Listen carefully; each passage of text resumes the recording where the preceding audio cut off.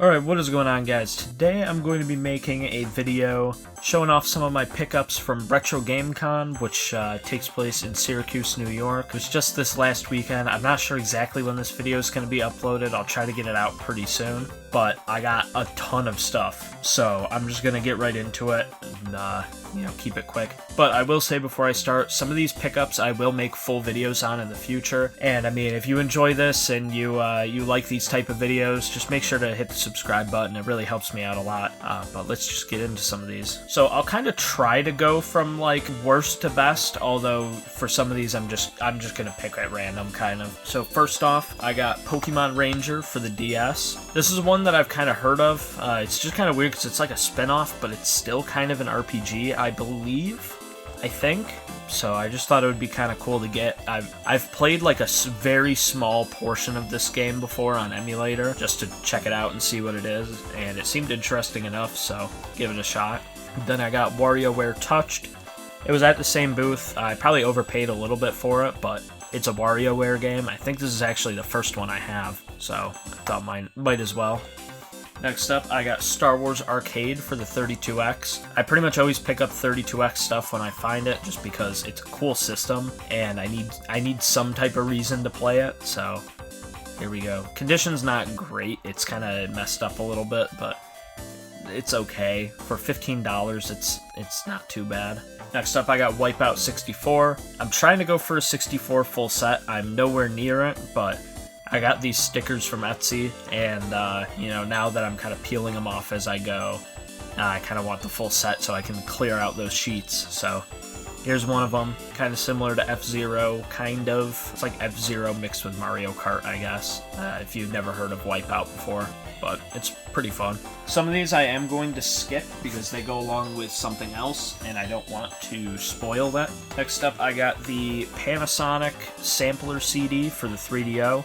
I just got a 3DO about 2 months ago, and, Sampler CD gives me some demos, and also apparently this is the only way to manage, I think, save files or something. Not entirely sure. There's something that you can only do on the Sampler CD. I can't remember exactly what, but for $5, why not? This next one I just got because I thought it was really funny. It is probably the worst thing I picked up, and it was 100% for a joke. But I got Compton's Interactive Encyclopedia for the CDI, and I got it because it comes in this huge case. Like, if I compare it to, I don't have a DVD case, but to a CD case here, it's huge. Just thought it was interesting because I've never seen one of these before. But, press down here and then it pops open. It's got all the booklets and everything. This is definitely not a game, but it's for the CDI. And honestly, this is probably the most fun you can have on a CDI, because at least you're learning something. But yeah, pick this up. It says $10. I probably got a better deal on it. I got it as kind of a bundle, but I just kind of thought it was funny, so yeah. Next up, I got a ton of Japanese PS2 games. These are kind of for an upcoming video, so, subscribe so you can see that. It should be uploading pretty soon. I have it mostly done, I just need to record another part and then edit it all.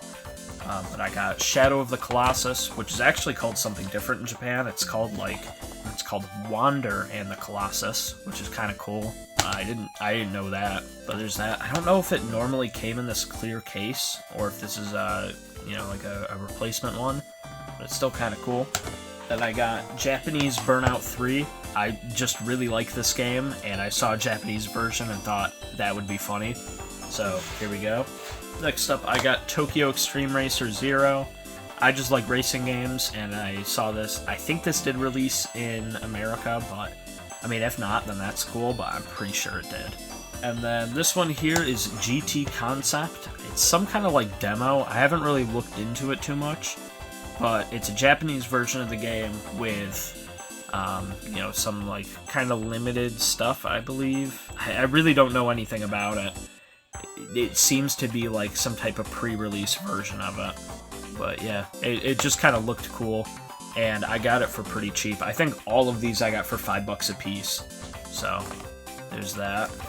And then the final one I got Caution Seaman, or Seaman, I don't know exactly what the title is, but this is a Dreamcast game that got a port to the PS2, but only in Japan. So, as far as I know, it might have got like a European one or something, I'm not sure, but it did not come to America as far as I know. So, this one's pretty cool. I've also heard that the Japanese version has like bonus content or something, so that's kind of cool. Yeah, I have this now. Like I said, all 5 of those games I got for $5 a piece, which seemed pretty good to me. And like I said, they are for an upcoming video. There's a reason why I got Japanese PS2 games, so stay tuned for that. Next up, I got Echo the Dolphin for Sega CD. I think I have Tides of Time. I don't think I have the first Echo the Dolphin on Genesis, but I'm always looking for more Sega CD games. It was complete in box, has the manual and everything, in decent condition. And the CD looked pretty good to me. Grabbed this. It was only, what was it, $25, so it seemed pretty reasonable. Then I got this triple pack for the Saturn. It's Virtua Fighter, Virtua Cop, and Daytona USA. I already have Daytona USA, but I don't own these two. And I just like these kind of not for resale packaged versions of games, I guess. I don't know. I like collecting weird stuff like this. I have another thing very similar in here somewhere. But yeah, I don't know. I know these are worth way less than the individual games, but honestly, just to play them, I don't even know what I paid for this thing. Maybe $20. And for that, I mean, getting 3 of like some of the best games on the Saturn. Maybe not the best games on the Saturn, but 3 really good games for it, all in one pack. Seemed pretty reasonable. Apparently, it's a $189 value. Wonder if that holds up today. This next one is actually the other similar thing. I got the Nights into Dreams sampler. So I think this is just a demo as far as I know. But Nights into Dreams is a game that I still don't own, but it is one of the best ones on the Saturn. Just thought it was interesting. It was $10, so why not? Hopefully that sticker will come off, because I hate when they put it on the cardboard. But yeah. And then I also got Street Fighter 2 Collection, or Street Fighter Collection 2 actually, for the PlayStation. I wasn't aware that this was different from the normal Street Fighter collection when I bought it. I just picked it up thinking that it was that. So this one only has the original versions of Street Fighter 2. It only has Street Fighter 2 Champion Edition and Hyper Fighting. So it does not have Super Turbo or anything like that, but it's still pretty cool. $70 is probably a little bit more than I wanted to spend on it, knowing that, but whatever. I like Street Fighter, so I'll definitely play it. And also, speaking of Street Fighter 2, specifically Super Turbo, I got this for the 3DO. Which, like I said, I got a 3DO a couple months ago, and I didn't really have any games that were, like, super worth playing. I got Gex, but I wanted this game specifically when I originally bought the console, so there we go. From what I've heard, this is, like, one of the best ports of the game, although it does not have the original soundtrack, which kind of bothers me, because I don't really like the arranged version, but it's still pretty neat. And then I also got this, which is very strange. I don't know. I'm going to be kind of careful of this, because I don't know if there's any type of serial numbers or anything, so I'm going to try to block them out. But this is the promo copy of The Surge 2 for PS4. I paid, what, $15 for this? And it seems to be a European version, but I put it in my PS5 and it downloaded it perfectly and it ran in my console. As far as I know, the PS4 and 5 are region free, but it just installed it like it would any other game. And yeah, I played it a little bit. It's pretty cool. This is like a Souls-like type game, but just finding a promo copy, I thought it was pretty neat. I just wanted to make sure I cover any type of serial numbers or something on this, just in case they can somehow track it back to whoever was given the copy, because it is technically not for resale. I just don't want to get anyone in trouble, you know? And then I also got Samurai Spirits, which in America is called Samurai Showdown, for the Neo Geo AES. This is the first game I got for the system, and it was super cheap, and that's why. It was $65, and I think I talked him down to $55 or $60 or something. But yeah, so I don't own one of these consoles. However, I plan to get one at some point pretty soon, and I just needed some type of game to play on it. And I mean, for like $50 to $60, getting this thing is pretty neat. These are like huge. If I take this compared to like Wipeout 64 for the N64, it's almost 4 times the size. It's gigantic. So yeah, this is very cool. I did end up finding a boxed version of this at another booth, but it was almost double the price. And although it would be really cool, I already had bought this at that point, so there wasn't any point in me like buying 2 of them and trying to trade it or something. So I have this now, and hopefully I'll be able to play it soon.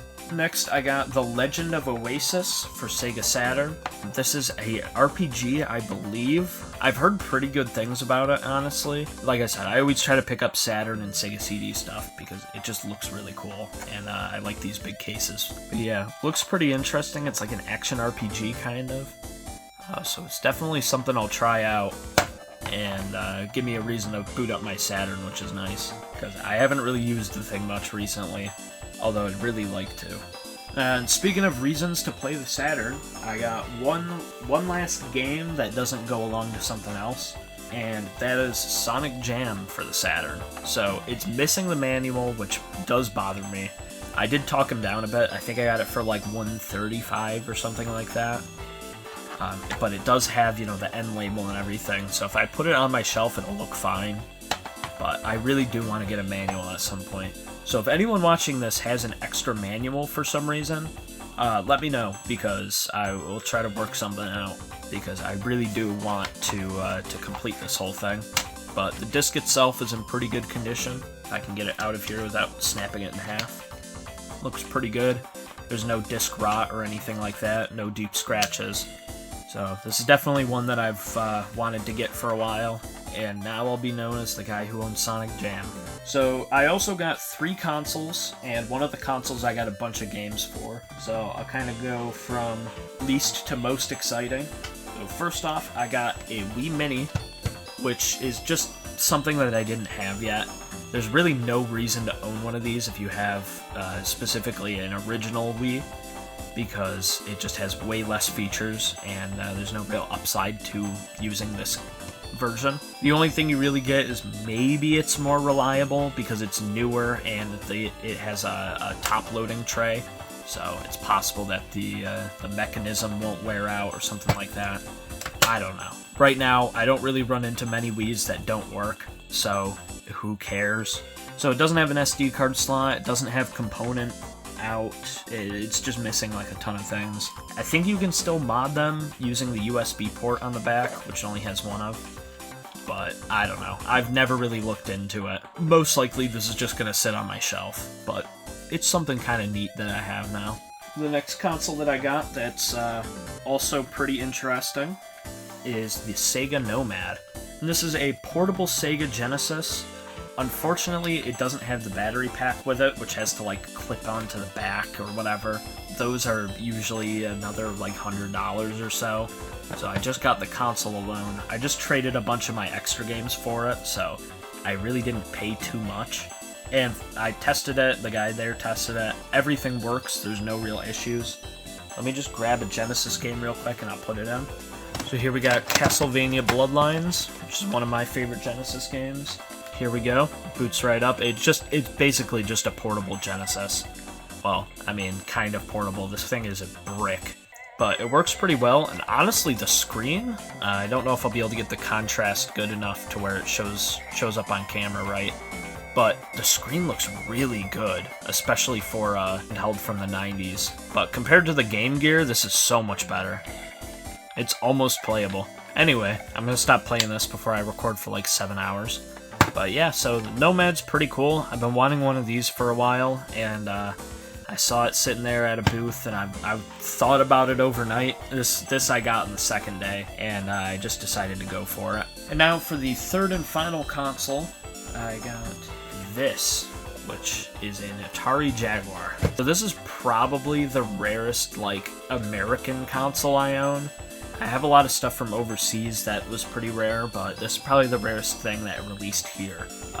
It was marked as 520. I ended up trading a Model 2 Sega CD and an iQ player, which I made a video on. I ended up getting 2 of those, so I traded one of those and one of my extra Sega CDs, and just a little bit of cash on top of that. It was really not that bad, honestly.